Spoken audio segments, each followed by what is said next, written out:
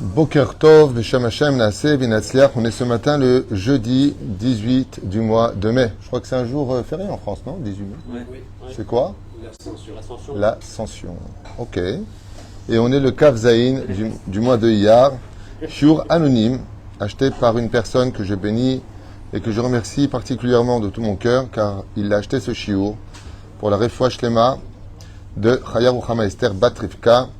Bezrat Hashem, ma petite fille, Shemorechota ou Bechol Asherlach, Lama Meira ou Briut Etana. Je suis très touché que quelqu'un ait pensé acheter un cours pour elle. C'est pas une question d'argent, c'est pas une question de soutenir la Torah, c'est une question d'intention qui va au-delà de cela pour moi. Toda Rabba, Bemet Nyalda Neima Meod, Shetichye, Chaim Tovim ou Shalom Betavri Micholia. Bezrat Hashem, Benes Gadol. On attend vraiment la Géoula pour chacun de nous tous et on l'attend aussi pour elle. Anna El Narefanala, Yiratson, que le mérite de cette étude d'aujourd'hui, Terapehena, Refoua Shlema, Achlama Meira ou Briut Etana, ainsi que tous les malades d'Israël. Et on pensera bien sûr à la Refoua Shlema de Moratimi, Sarat al-Batifrat Miriam, Yana Ben Esther, Chaya Ruchama Esther, Batrivka, donc qui est là. Jean-Luc Shlomo Ben Zeramir, Ben Ruth Soufan, Vesara Bat Sassia et leurs enfants, Bezrat Hashem. Ainsi que Jean Miriam Bat Sarah Nosir Rachel Bat Silvet Gezala, Chaya Bat Sarah. Mazal Tov Yvlin Bat Alice Mishpachat Ben Shabbat Lori Sarah Bat Chava Viviane, qui a aussi besoin de nos prières. Je souhaite en même temps une très grande réussite pour tous les zivougs de cette année, permettre qu'ils aboutissent.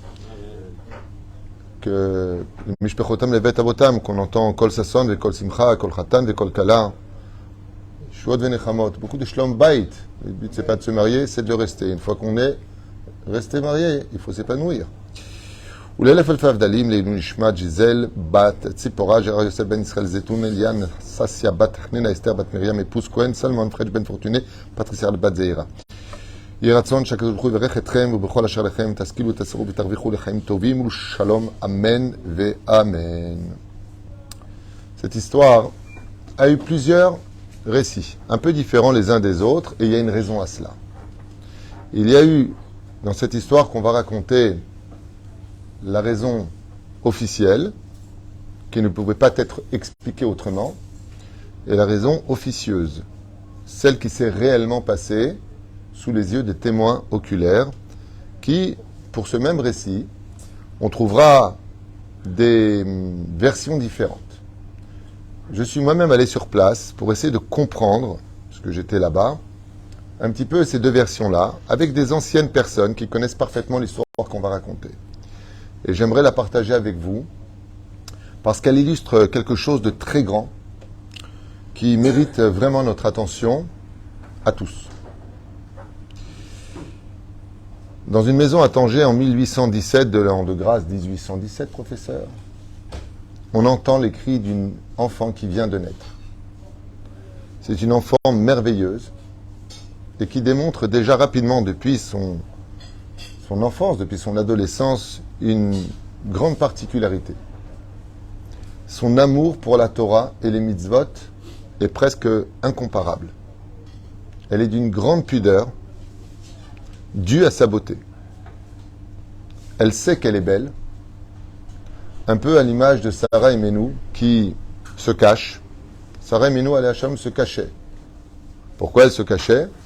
Pour ne pas faire tomber les hommes, comme Rachel. Il y a marqué que Rachel venait au milieu du troupeau. Imatson, betoch dit le Ben Ishraï. Rachel était extrêmement belle, et pour ne pas faire tomber les yeux des hommes qui sont, avec le Nefesh Habaimi, attirés par la beauté physique, non seulement elle se cachera des réseaux sociaux de façon imagée à cette époque, et de qui plus est, cette jeune femme, qui a eu une éducation très particulière, remplie d'amour, très attendue par ses parents, va grandir vraiment dans une ambiance où la Torah et les mitzvot seront sa priorité. Mais en tant que femme, vous savez que les femmes ne sont pas tenues de fixer un temps d'étude. Elles ne sont pas tenues de manger dans la souka. Elles ne sont pas tenues de faire la birkat alevana. Elles ne sont pas tenues de mettre les téfilines. Donc, cette jeune fille va chercher quelles sont les mitzvot les plus importantes pour la femme. Et ce qu'elle retiendra au-dessus de tout, c'est la pudeur et la fierté d'être juive, la cacheroute et les mitzvot, besach hakol. Velachen, elle va tenir, Bezrat Hashem, de toute son âme, de toutes ses forces et de tout son cœur, toutes les mitzvot reliées à la femme et particulièrement la pudeur. Sachant que sa peau était très belle, parfaite, ses yeux étaient magnifiques, il était très dur de contenir son regard sur elle. Seulement voilà qu'un jour, ses parents lui ont demandé d'aller faire une course et elle est sortie. Elle est sortie et quelqu'un a appelé, elle s'est retournée et quand elle s'est retournée, là-bas se trouvait le fils du sultan. Quand il a vu son visage pour la première fois de sa vie, il est tombé éperdument amoureux d'elle. À ce moment-là, cette fille avait 16 ans et demi. Il est tombé fou amoureux d'elle. Son père lui demandait pourquoi est-ce qu'il était si triste, pourquoi est-ce qu'il avait perdu l'appétit. Il lui a dit, dans le quartier des Juifs, je suis passé, entre guillemets, par hasard, et je suis tombé éperdument amoureux d'une femme, d'une jeune fille, dont la beauté est fixée devant moi. Je ne pense qu'à elle. Le sultan lui a dit, va la prendre. Si tu sais qui elle est, renseigne-toi, et va la prendre. Et les choses vont être faites de telle façon à ce qu'un beau carrosse arrive devant la maison. Et il propose de la convertir à l'islam et de devenir l'épouse du fils du sultan. Ce qui va être, bien entendu, pour le monde arabe à cette époque, un honneur que l'on te fait. On disait d'elle d'ailleurs, tu vas être comme la reine Esther, qui s'est mariée avec Achashverosh, pour en plus relier un petit peu les relations entre les Juifs et les Arabes à cette époque. Et cette jeune fille se retrouve face à une situation absolument inattendue, alors qu'elle avait fait vraiment attention d'éviter de montrer sa beauté et autres. Et elle dira tout simplement, absolument pas. Elle prendra la parole et elle dira absolument pas. Je ne me marierai pas avec vous. Et dira une phrase qui va marquer l'histoire. Alors on ne sait pas si elle a dit avant de mourir ou à ce moment-là, mais cette phrase a été entendue, c'est sûr. Elle lui a répondu, je suis née juive et je mourrai juive. Elle savait qu'elle allait au-devant de beaucoup de problèmes. Quand le sultan a entendu le refus de cette jeune fille qui osait refuser la main de son fils, ce qui est une insulte pour lui, il a tout de suite pris les choses en main et il est parti voir cette fille lui-même, avec son fils et avec quelques soldats. Pour bien montrer qu'on ne lui demande pas son avis. On te fait l'honneur déjà de te prendre, tu dis merci et tu te tais. Seulement cette jeune fille n'avait pas froid aux yeux parce qu'elle avait quelque chose dans son cœur que personne ne pouvait lui voler. C'est son amour infini pour la Torah, les mitzvot et le Créateur du monde. Rien ne pouvait la bouger. Elle avait peur de rien. Et ce qu'a constaté, après maintes et maintes propositions, de lui construire un palais, de lui offrir tout ce qu'il faudra pour elle et sa famille, de lui dire qu'elle ne manquera jamais de rien, qu'elle sera plus qu'une princesse, plus qu'une reine. Cette jeune fille disait, rien dans ce monde ne m'intéresse plus que la fidélité que j'ai pour Dieu. Pour moi, tous les mondes matériels ne représentent rien.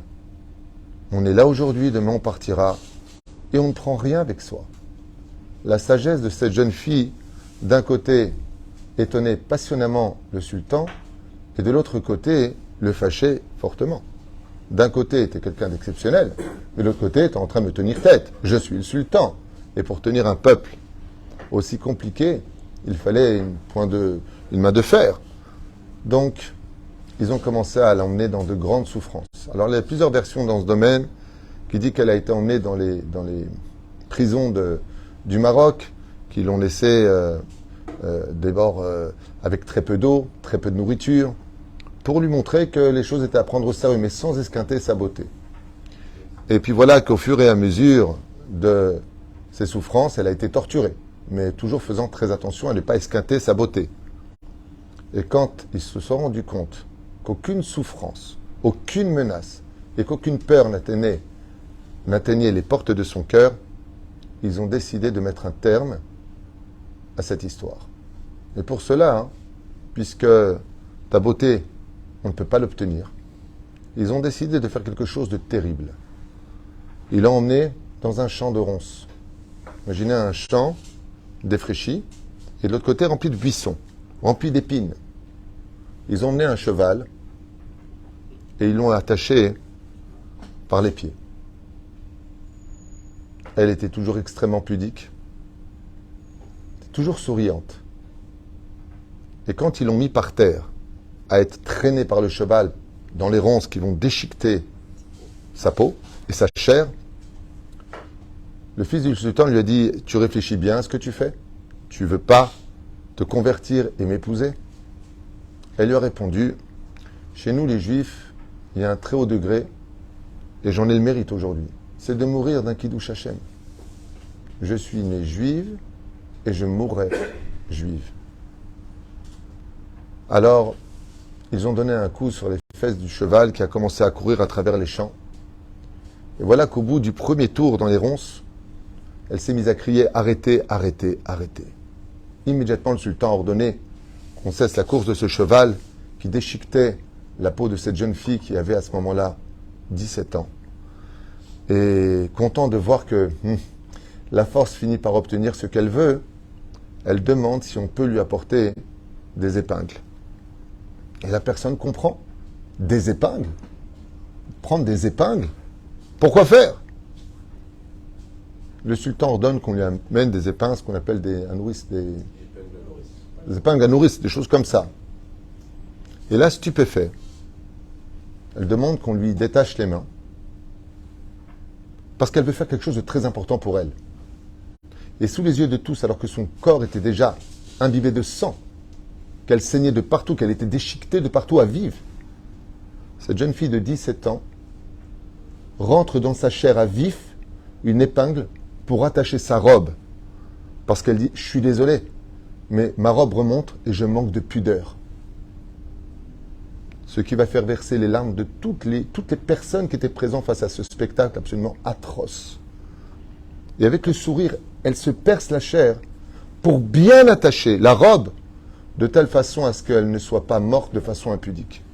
Car elle faisait tout le temps extrêmement attention à une chose, la pudeur.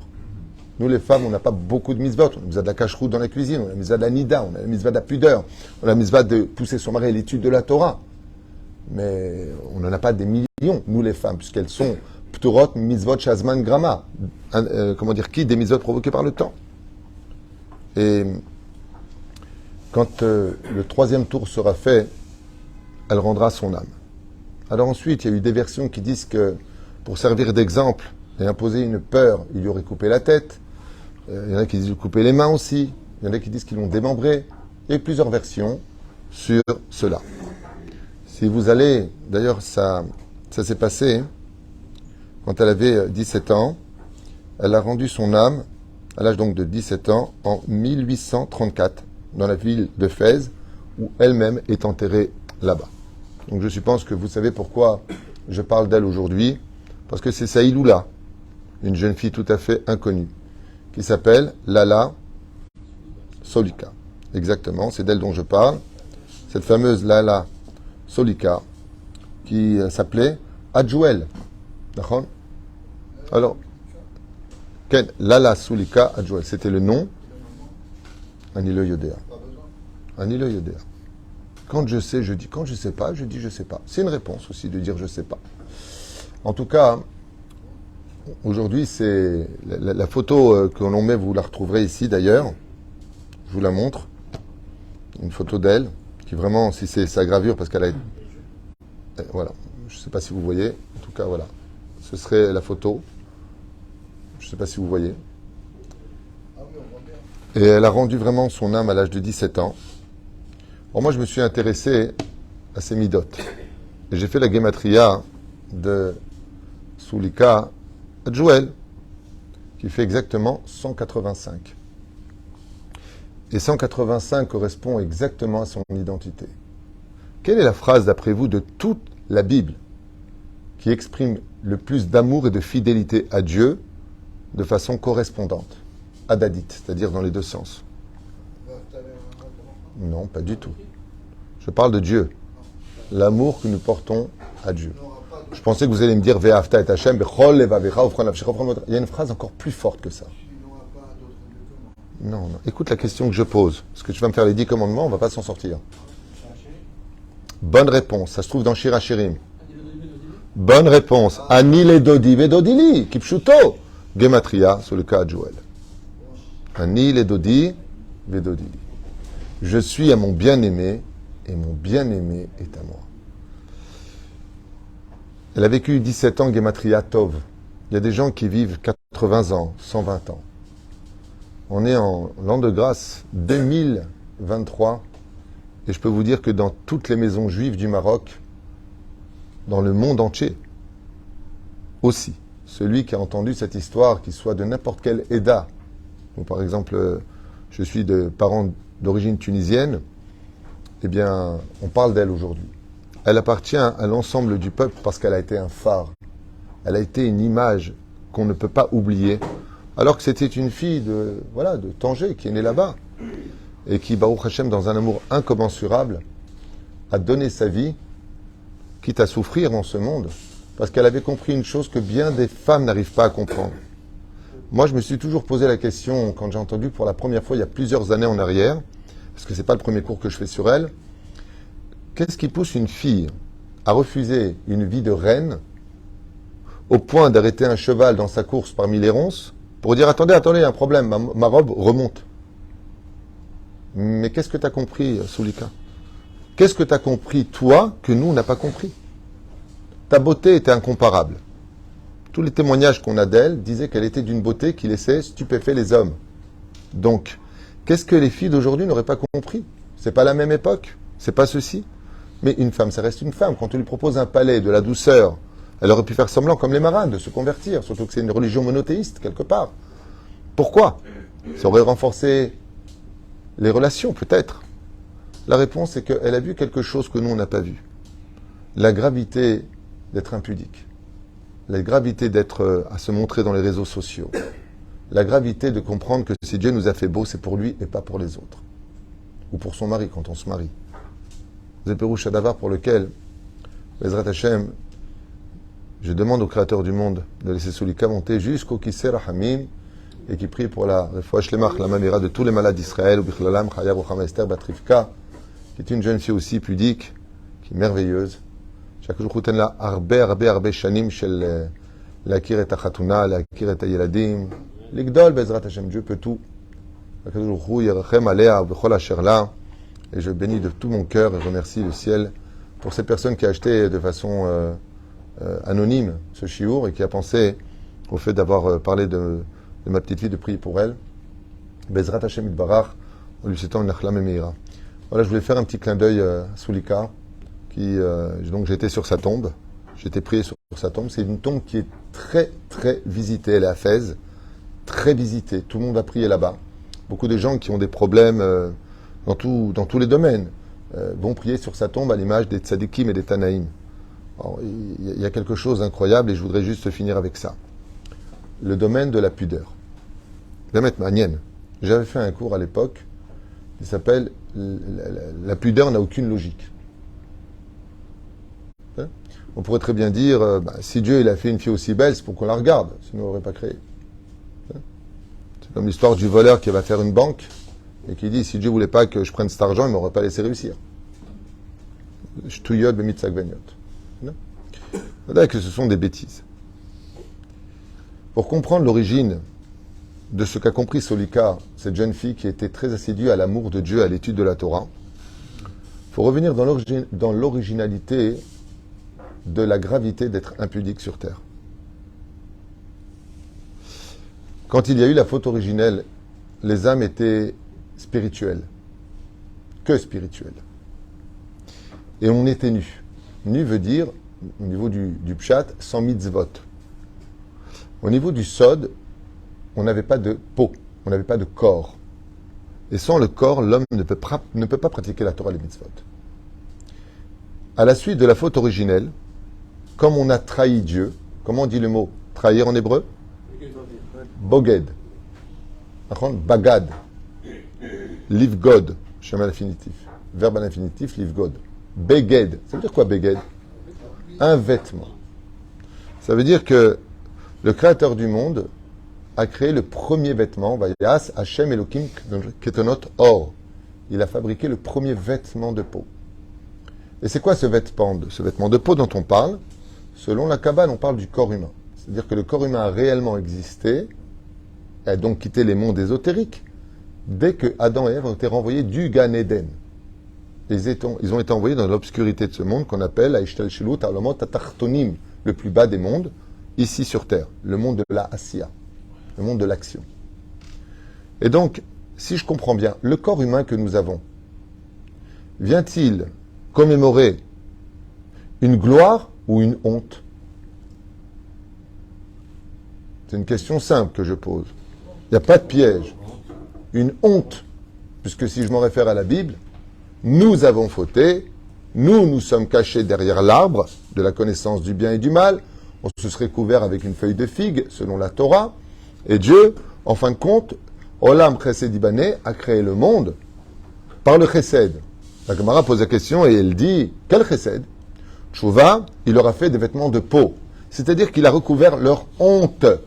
Donc, le corps humain vient-il commémorer la victoire d'une épreuve réussie ou l'échec d'une épreuve non réussie? Réponse, le corps humain est venu exprimer la honte de la faute originelle. Donc, quand on a honte de quelque chose, qu'est-ce qu'on fait? On le cache. Ça s'appelle la pudeur. C'est pour ça d'ailleurs que dans toutes les langues et dans tous les pays, peut-être pas aujourd'hui parce qu'on est dans un monde différent de tout ce qu'on a connu, mais quand une jeune fille sortait impudique, qu'est-ce que disaient les parents, juifs comme non juifs? Tu n'as pas honte? Pérouche Adavar que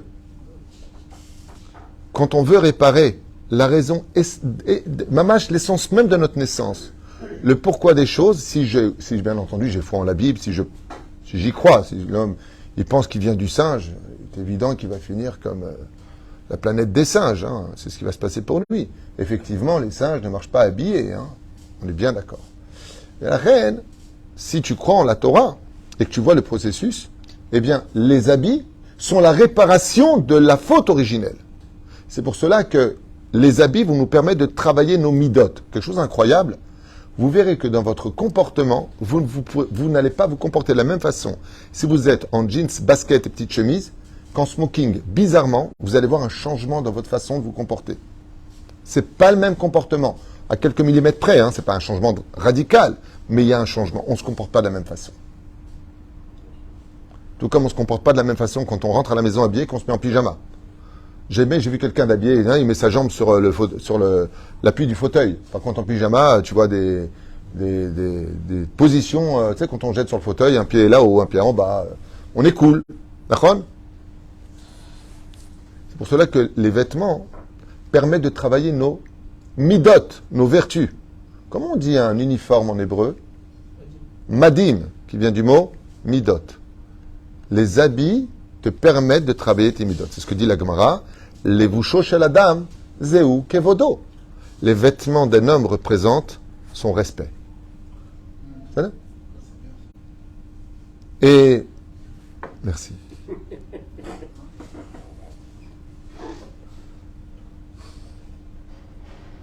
Il y a une chose encore qui est très importante, c'est ce qu'on a dit, c'est que les vêtements sont venus recouvrir la honte de ce que nous avons.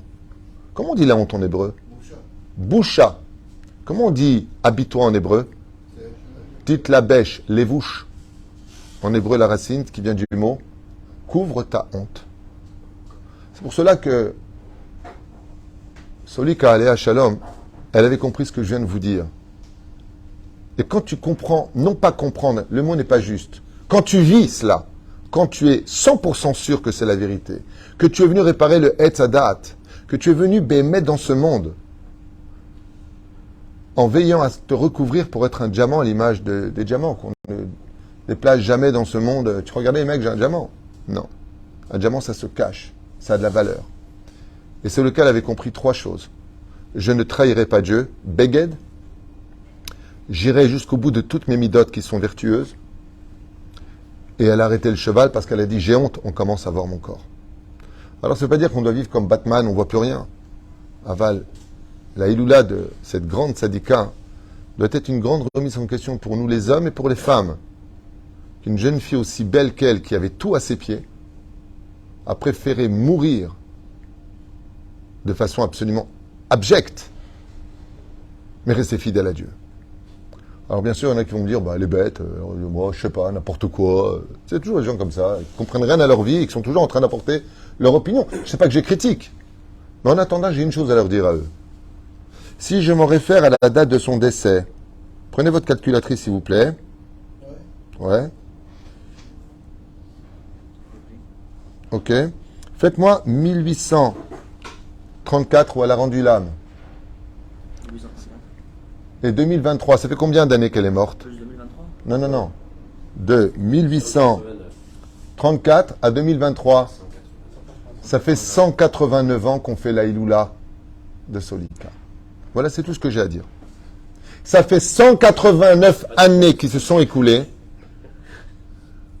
Et pas que moi. Vous l'entendez dans toutes les radios religieuses, tout le monde parle de Solika. Vous allez aujourd'hui au Maroc, les 1000 familles qui vivent là-bas, ou 1000 juifs, je ne sais pas combien il y en a, peu importe, dans les maisons marocaines, pour ceux qui connaissent l'histoire, ainsi que non marocaines, aujourd'hui, ça fait 1989 années qui se sont écoulées. Et on allume, comme ma femme a hier soir allumé une bougie à l'huile d'olive pour Solika. Voilà, la seule chose que j'ai à dire, c'est vous et moi, parce que je ne suis pas mieux que vous, que ce soit très clair. Après combien de mois ou quelques années on nous oubliera? Alors on peut dire d'elle qu'elle a été bête. En attendant, elle perpétue à vivre dans nos cours, dans nos cœurs, et comme un exemple pour chaque juif. Quelle? Il y a une dame qui pose et la sinoute des hommes. Hein? Vous parlez de la sinoute des femmes, et la dame a dit qu'est-ce qu'il en est pour la sinoute des hommes? Qu'est-ce que je fasse de plus? J'ai la cravate jusque-là, j'ai tout, on ne voit plus que ça. La sinoute des hommes est très importante, mais ce n'est pas les mêmes lois. Nous, les hommes, nous avons des mitzvot importantes à accomplir. Nous avons des lois qui nous demandent d'être pudiques, mais ce n'est pas la même chose. En général, le nefesh habaimi n'est pas chez les femmes, il est chez les hommes. Le domaine de la pudeur, comme je le dis souvent, si tu n'as pas la force d'être pudique pour toi, eh bien, aie pitié des yeux des autres. Parce que, heureusement et malheureusement, l'homme est attiré par la beauté physique, par les formes physiques, et qu'à cause de cela, ça l'amène à fauter de façon inconsciente, pas dans l'instant T, plusieurs mois plus tard, et à part cela, il fait une avéra. Les deux font des avérotes. Regardez le Shulchan Aruch, même l'Aïcha du Rav Yitzhak Yosef, qui ramène là-bas des références, ou le Baït Ayoudi, sur la gravité de ne pas être pudique, chez Mishmor Virachem, de l'impudeur. Ça se dit l'impudeur? Oui. Et pour finir, je dirais Ani Ledodi Vedodili, Gematria, Solika. Comment elle s'appelait? Lala. Non. Son nom de famille. Adjouel. Ouais, Hadjouel, exactement. Bezrat Hashem Dvarach. Gematria 185. Tu m'as dit ça fait 189 ans. La Géoula est proche. Voilà. Bezrat Hashem, en tout cas, allumer une bougie pour l'élévation de son âme. Était 3 pièces de Nishmata parce qu'elle mérite vraiment tous nos applaudissements. Parce qu'elle a réussi là où beaucoup ont échoué. Et bien, Nerchevet Keichat Adugmaït, Achi Tova. Dugmaït, ça veut dire un des meilleurs mannequins, non pas chez les nations du monde, mais si vraiment il y a un podium sur lequel on voit un mannequin digne d'être juste, comme elle a dit, il y en a qui disent qu'elle a dit avant de mourir, avant qu'il lui coupe la tête, il y en a qui ont dit qu'elle s'est criée « Je suis née juive et je mourrai juive ». Yezechla Baruch.